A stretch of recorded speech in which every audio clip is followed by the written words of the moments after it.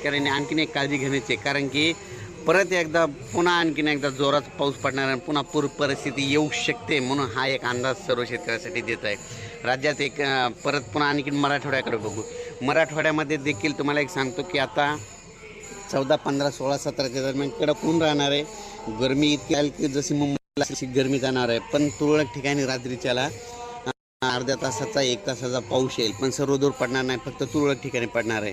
आणि परत आपण काय करू की आणखीन पूर्व विदर्भ आणि पश्चिम विदर्भ, तर पूर्व विदर्भ पश्चिम विदर्भ देखील 2-3 दिवस आणखीन कडक ऊन पडणार आहे. म्हणजे जवळपास 18 तारखेपर्यंत कडक ऊन राहणार आहे, गरमी देखील राहणार आहे, म्हणून हा अंदाज लक्षात घ्यायचा. पण राज्यामध्ये पूर्व विदर्भ आणि पश्चिम विदर्भात देखील 18च्या नंतर पुन्हा एकदा पावसाचं वातावरण तयार होणार आहे, पाऊस येणार आहे.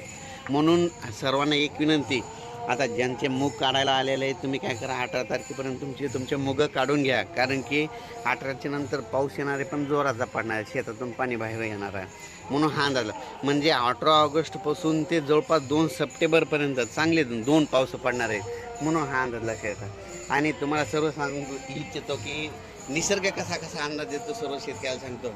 ज्या वेळेस समजा आज तुम्ही बघा, आज आहे 14 ऑगस्टला ना, खूप ठिकाणी असं तांबडं आभाळ झालं बघा. आजपासून बघा 72 तास मोजा तुमच्या भागामध्ये, त्या भागामध्ये पाऊस येतो का नाही.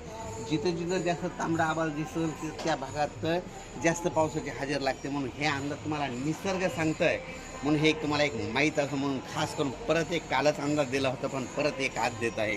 म्हणून सर्व शेतकऱ्यांना सांगू इच्छितो की राज्यामध्ये सांगायचं झालं तर सध्यामध्ये आता ह्या 14, 15, 16च्या दरम्यान जवळपास 14, 15, 16, 17च्या दरम्यान यवतमाळ जिल्हा, त्याच्यानंतर पुसद, त्याच्यानंतर वाशिम, हिंगोली, त्याच्यानंतर नांदेड जिल्हा, बिलोली, आदिलाबाद, त्याच्यानंतर अहमदपूर, त्याच्यानंतर इकडं कर्नाटकच्या बॉर्डरनं जवळपास ह्या 2-3 दिवस म्हणजे थोड्या मोजक्या ठिकाणी पाऊस येणार आहे, म्हणून हा अंदाज लक्षात घ्यायचा.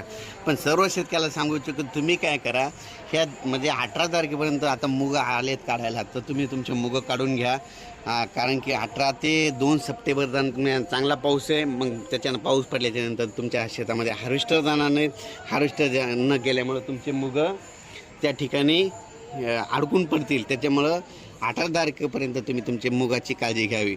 आणि अचानक वातावरणात परत मेसेज दिला जाईल. धन्यवाद.